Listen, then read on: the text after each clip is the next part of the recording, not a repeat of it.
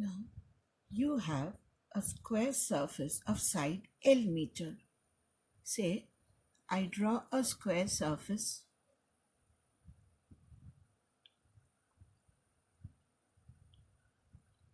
of side L meter.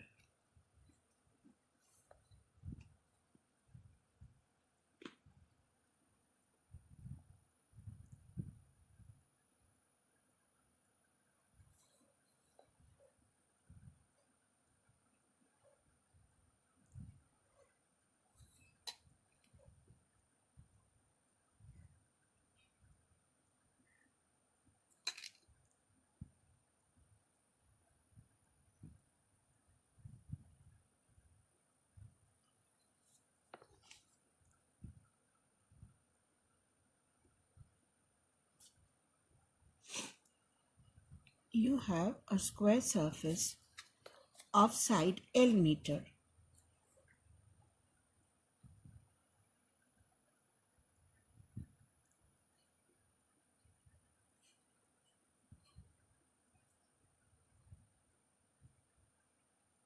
Now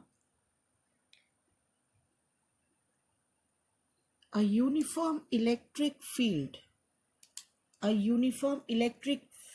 E is also in the plane of the paper, and it is limited only to the lower half of the square surface. So how is the electric field? It is limited only to the lower half of the surface. So electric field is in the plane of the paper, and it is limited only to the lower half of the surface. It is in the plane of the paper, and it is limited only to the lower half of the surface. This is the direction of E.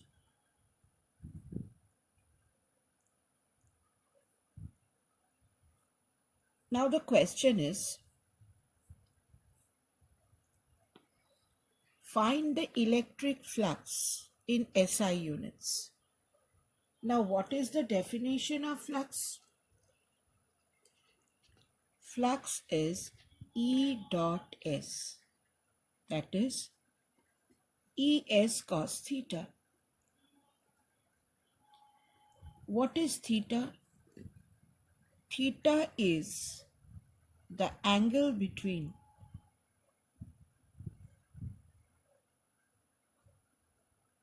E and area vector.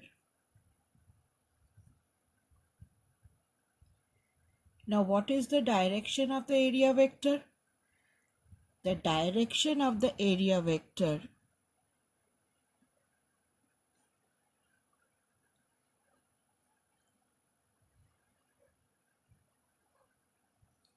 is always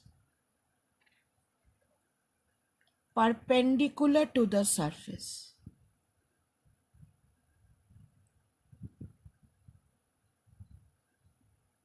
To the surface area. So here this is the area. The direction of the area vector will be perpendicular to the surface. That means if this is the direction of the area vector, the angle between area vector and intensity is in this plane. The angle between area vector and intensity is 90 degree.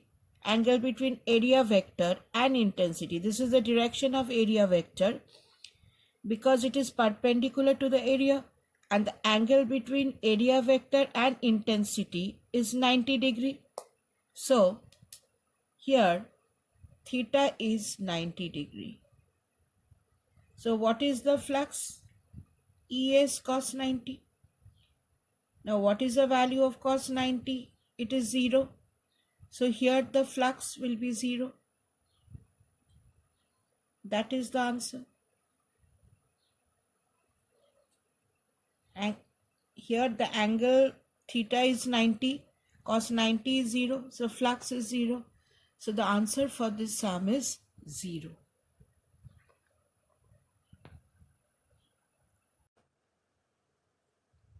Now here you have a disk of radius a by 4 having a uniformly distributed charge 6 coulomb, and it is placed in the xy plane. So if I think of a disk, say this is my disk of radius a by 4 and it is lying in the xy plane. So this is my x-axis and this is my, it is lying in the xy plane. The radius of the disk is a by 4 and it has a uniformly distributed charge. It has a uniformly distributed charge. Has a uniformly distributed charge 6 coulomb. Uniformly distributed charge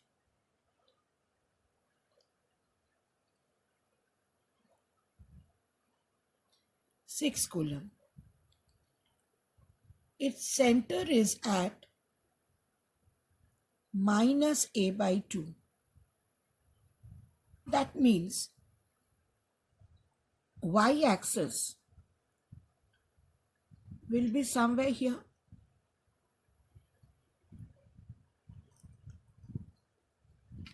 Say this is my y-axis. Its center is x minus a by 2 since it is in the xy plane. Now you have a rod of length A.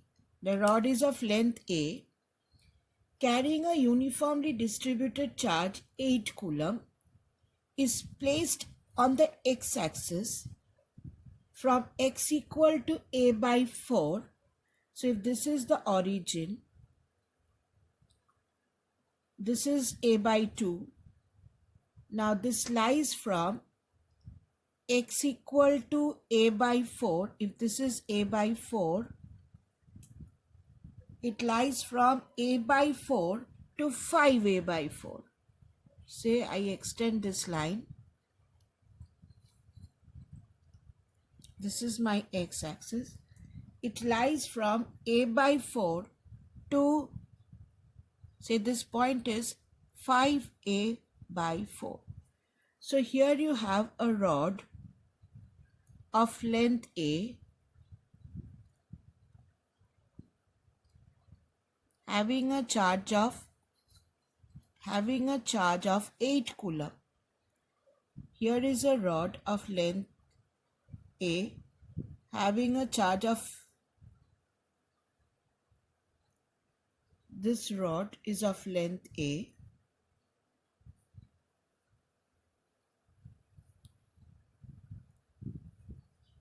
rod of length A carrying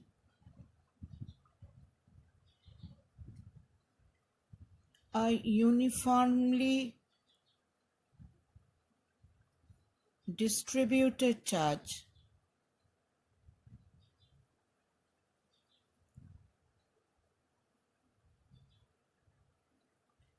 8 coulomb. It has a charge of 8 coulomb. Okay, it has a charge of 8 coulomb. Now this length is A.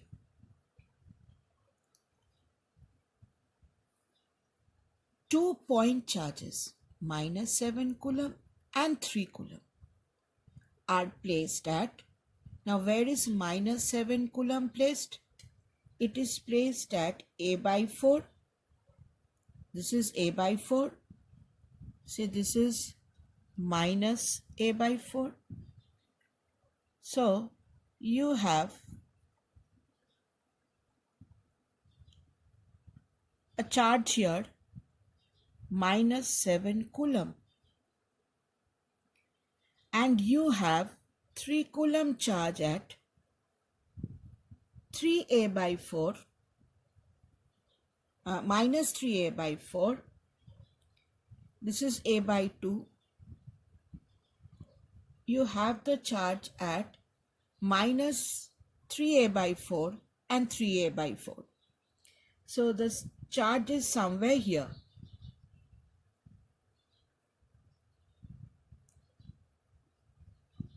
It is minus 3a by 4 and 3a by 4. X is minus 3a by 4, y is 3a by 4. Here you have a 3 coulomb charge. Now the question is, find the electric flux through a cubical surface formed by 6 surfaces, x equal to plus minus a by 2. So the cubical surface will lie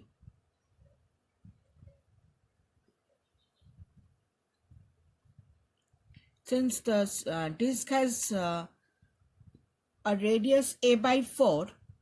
So a disk of radius a by 4. This is a by 4.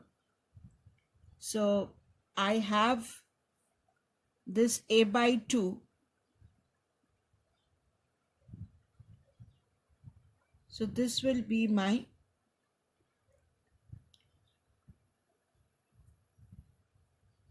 x equal to plus minus a by 2. So here x is minus a by 2. Here it will be x equal to plus a by 2. So I have this cubical surface .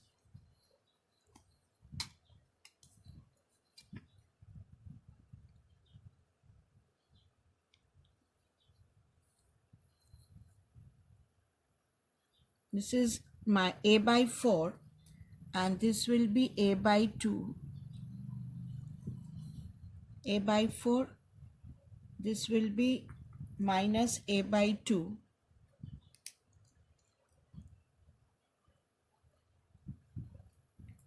So I have this cubical surface .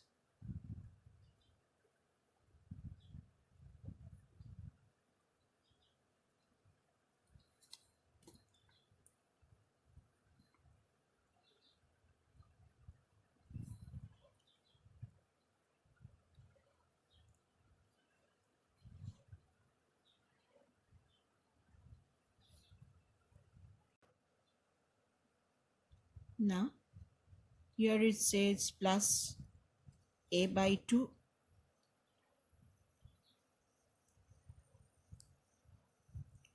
So it should have been a little more higher. So it is plus a by 2. Now you have to find the electric flux through a cubical surface formed by x equal to plus a by 2 minus a by 2, y equal to plus a by 2 and minus a by 2, and similarly the z. Now within this cubical surface, how much is the charge? We know flux is summation of q enclosed divided by epsilon naught. So what is the charge enclosed? What is the charge enclosed inside this cubical surface? This is half the charge on the disk. Enclosed charge is half the charge on the disk. Total charge is 6 coulomb. Therefore, this charge will be 3 coulomb. Now, this is from a by 4 to a by 2. The total length is a. This length is a by 4. So, it carries 1/4. Enclosed charge carries 1/4 charge. Total charge is 8 coulomb. So here the charge will be 8 by 4, 2 coulomb charge. This 3 coulomb is outside your Gaussian surface. This is your Gaussian surface. 3 coulomb is outside. So what is the other charge present? 7. So what is the enclosed charge? 3 coulomb for the disk, 2 coulomb for the rod because it is 1/4, and minus 7 coulomb. So I can write this as, this is Q enclosed is half the charge on disk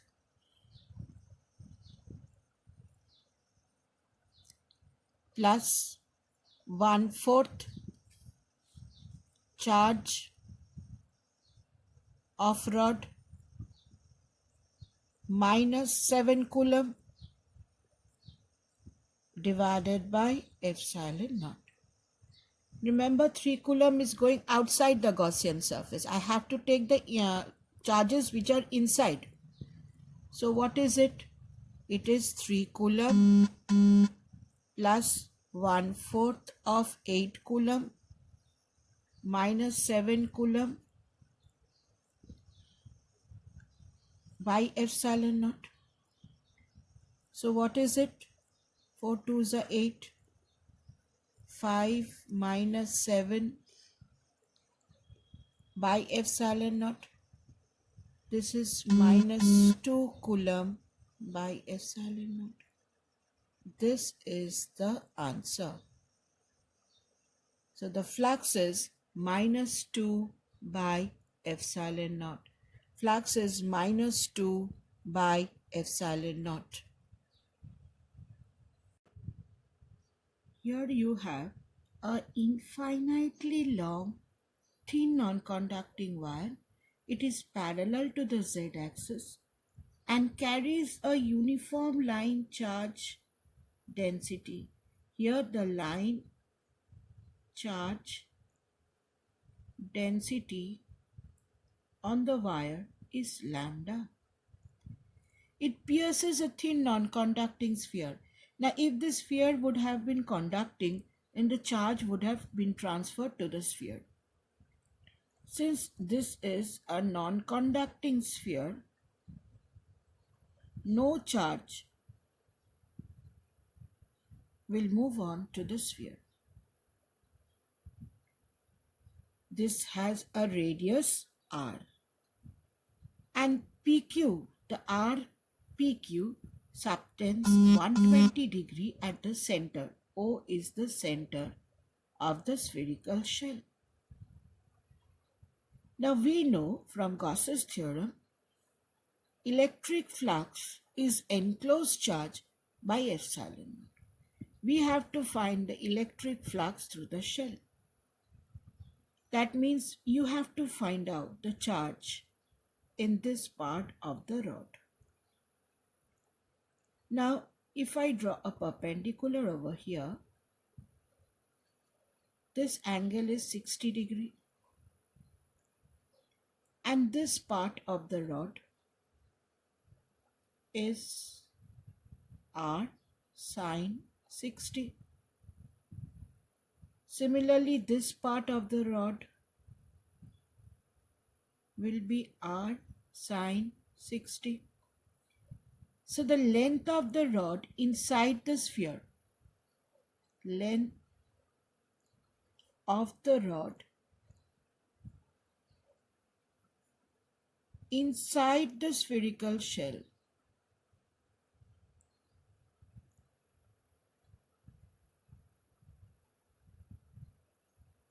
is r sine 60 plus r sine 60. This is 2r sine 60. Now, line charge density, what does that mean? This is the charge on unit length. So, charge on unit length of the wire, it is a wire, children, is lambda. Charge on 2r sine 60 length of the wire is how much? Lambda into 2r sine 60. Now what is sine 60? Sine 60 is root 3 by 2. This 2 cancels. Therefore, charge enclosed within the sphere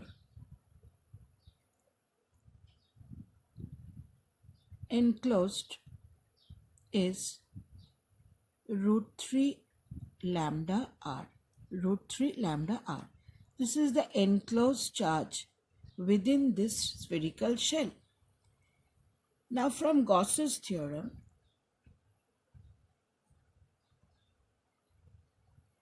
electric flux is summation of Q enclosed by epsilon naught. What is the charge enclosed? Root 3 lambda r. This will be the electric flux. The charge enclosed is root 3 lambda r. You are asked to find the electric flux through the shell. Electric flux through the shell. The length of the rod inside the shell is 2r sine 60. 2r sine 60 will have this much of enclosed charge. So total flux through the spherical shell is Q enclosed by epsilon naught. Q enclosed is root 3 lambda r. Put the value of Q enclosed. This is the flux through the spherical shell.